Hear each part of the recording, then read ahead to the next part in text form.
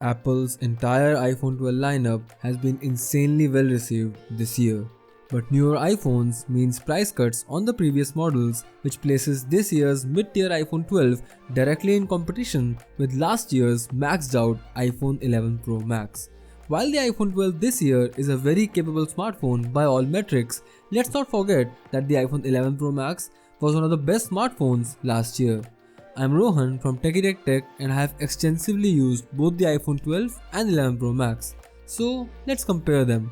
Also, as the intro rolls, maybe click that subscribe button. Thank you. Here we go.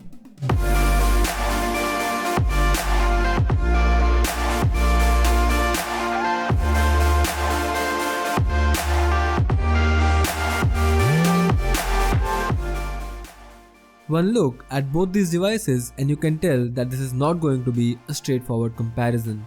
I love the new flat design language of the iPhone 12 with its flat display and back glass paired with the matte aluminum edges. But let's face it, the iPhone 12 was designed to be the budget iPhone and to be honest, it does a stunning job at that. I really love this design. But at the same time, the iPhone 11 Pro Max was designed to be a $1,000 plus super flagship phone, and even a year later, the opulence shines. Right off the bat, the frosted glass back feels and looks insanely better than the glossy finish on the iPhone 12's glass back. It's also better at hiding smudges and fingerprints. While I prefer the matte finish on the aluminum edges of the iPhone 12, I still cannot deny how much more durable the stainless steel bands on the 11 Pro Max are. They are just better at taking a few dings and drops even if the shiny finish is a fingerprint magnet. The iPhone 12 does fight back with a truly unique design language which feels unlike any smartphone in the market today. The 100% flat glass on the front and back combine to give a look that stands out in a sea of glass slabs. As I said before, this is not a very easy choice. To add on to it, there's another massive difference which is the mass.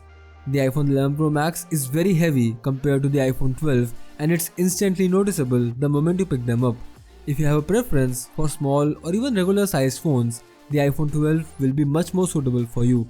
It has a very middle of the ground size which is not too big and not too small.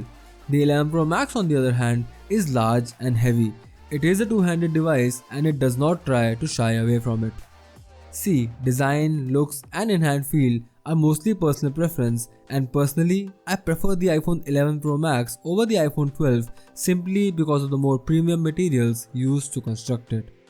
Flipping over to the display, we have a bit of an interesting story here. The display on both these phones is flat, but the iPhone 12 is flatter than the 11 Pro Max. Allow me to explain.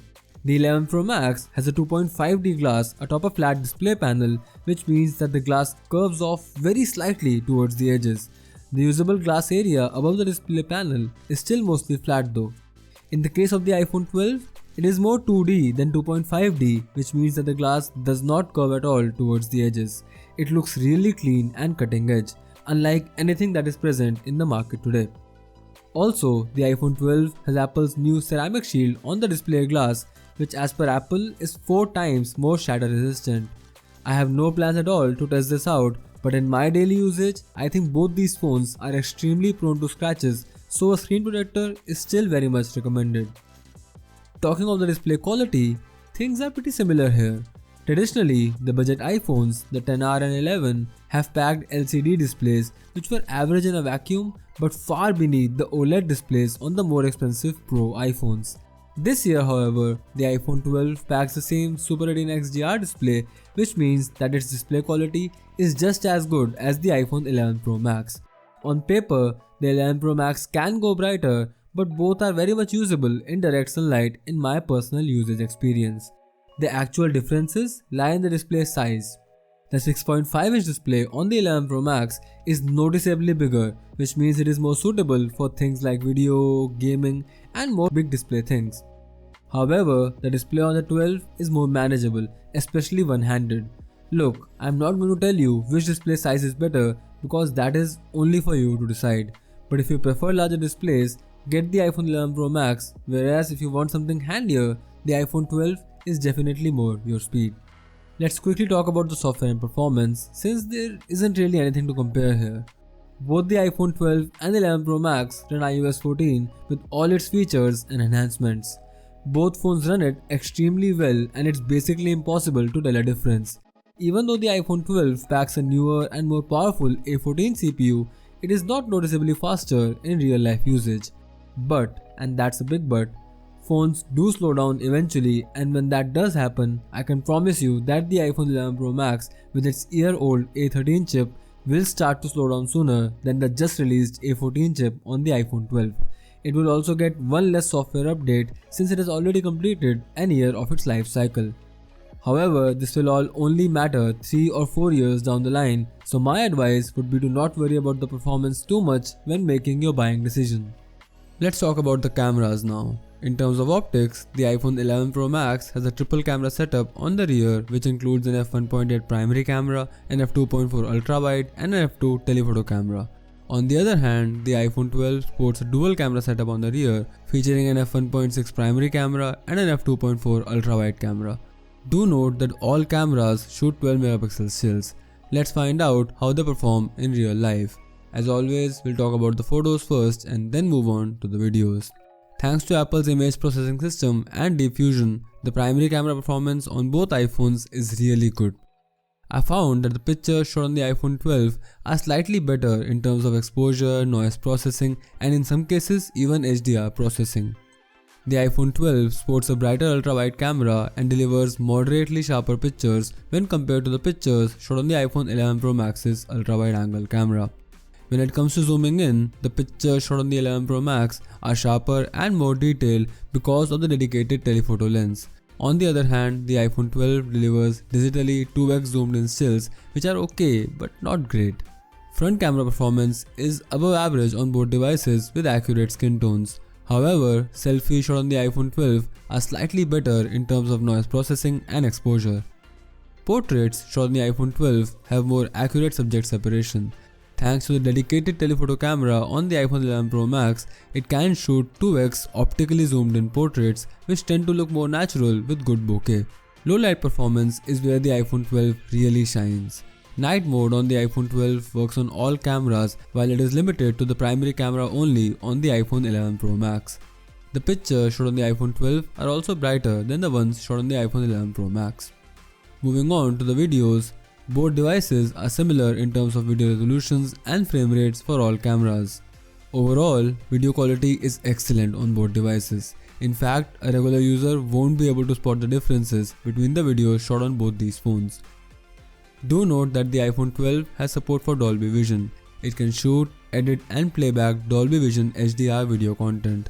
This is a really useful feature if you're a content creator or own an HDR display. Also, the low light videos shot on the iPhone 12 are brighter and well exposed in some shooting environments like streets.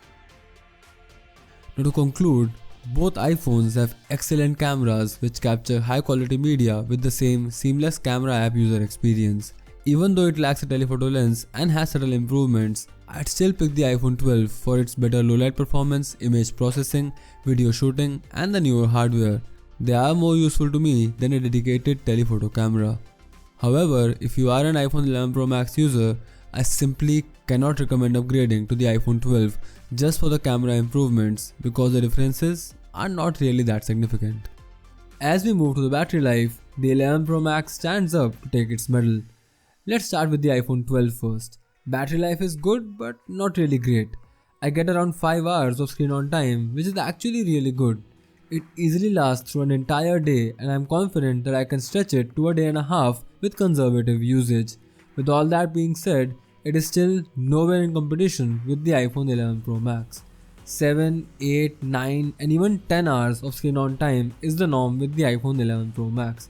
1.5 days is no big deal and I have even gone more than 48 hours without charging this phone. Even today, my 14-month-old 11 Pro Max with 94% battery health has much better endurance than this new iPhone 12. The gap should be even bigger when we compare it to a new 11 Pro Max with a fresh battery pack. Both iPhones support wireless charging, although the iPhone 12 takes it a step further with support for faster 15-watt wireless charging with Apple's new MagSafe technology. It also allows you to use a lot of magnetic accessories, so do check it out if you care for stuff like that. Another thing to note here is that from this generation onwards, no new iPhone sold will have a power adapter or earpods in the box, just the charging cable. The iPhone 12 falls in this category. However, since Apple has officially discontinued the iPhone 11 Pro Max, any stock that you find will be old, which means that you will get a fast charging brick and wired earpods along with a lightning cable. Factor the cost of all that in when you're making your buying decision. Before I conclude, do note that the iPhone 12 is a 5G equipped phone while the iPhone 11 Pro Max is not. I know 5G is not widely available today, but it should be more prominent in 1 to 2 years. If you plan to use your phone for that long, like most of us will, do factor this in. Now for the conclusion. See, both the iPhone 12 and 11 Pro Max are excellent smartphones, which makes it extremely hard for me to pick a clear winner. The iPhone 12 is more suitable for you if you want your phone to last as long as possible or have a more manageable form factor. It's also more suitable if you're the type of person who's obsessed with having the latest and greatest. However, personally, I would pick the 11 Pro Max simply because of its better in-hand feel, identical performance, and vastly superior battery life. But the magical thing here is, no matter which phone ends up in your pocket, you made the right choice. I hope you liked this video, and if you did, please actually hit the thumbs up button, share it with your friends, family, classmates, roommates, and even your pets. This has been Rohan from TechieTechTech, and I'll see you in the next video. Bye.